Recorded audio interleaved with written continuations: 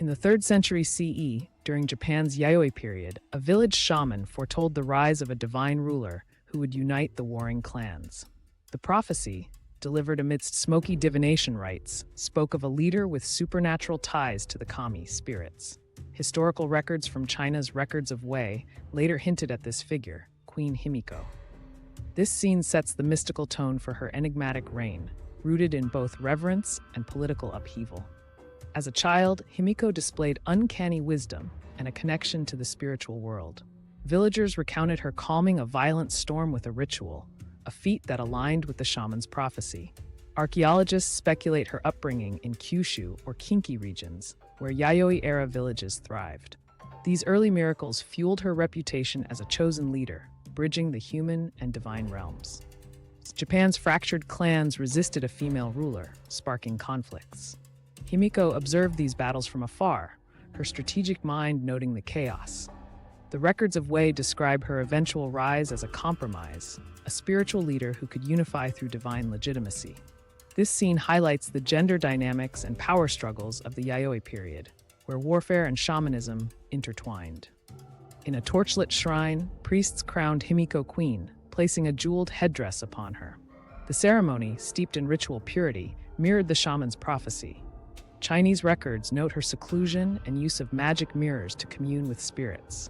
This coronation marked Japan's first documented female sovereign, blending political authority with sacred mysticism. Himiko's bronze mirror, a relic from China, became central to her rule. Legends claim it reflected spirits, not her face, allowing her to divine the future.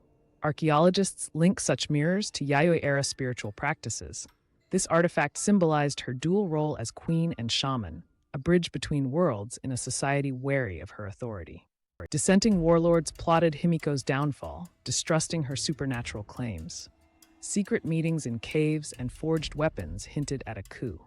The Records of Wei ambiguously note turmoil during her reign. This tension underscores the fragility of her rule, a woman balancing divine mandate and mortal descent in a patriarchal era. To quell rebellion, Himiko deepened her communion with the kami. Floating orbs in sacred forests and glowing robes became symbols of her pact. Scholars debate whether these accounts reflect shamanic rituals or political theater. Yet, her resilience against rebels suggests a power beyond mortal comprehension, anchoring her legitimacy in the supernatural.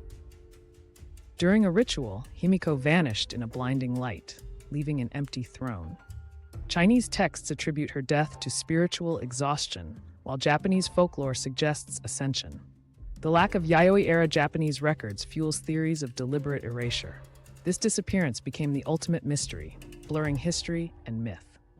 Villagers debated Himiko's fate for generations. Some claimed she joined the kami, others whispered of murder. Oral traditions and fading murals kept her memory alive, even as official histories ignored her. Modern scholars see her as a pawn in Japan's later nationalist narratives, where inconvenient truths were suppressed.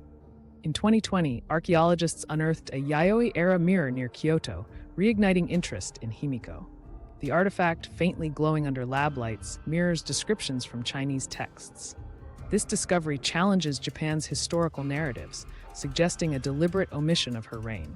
The mirror now sits in a museum, a silent testament to a queen erased by time.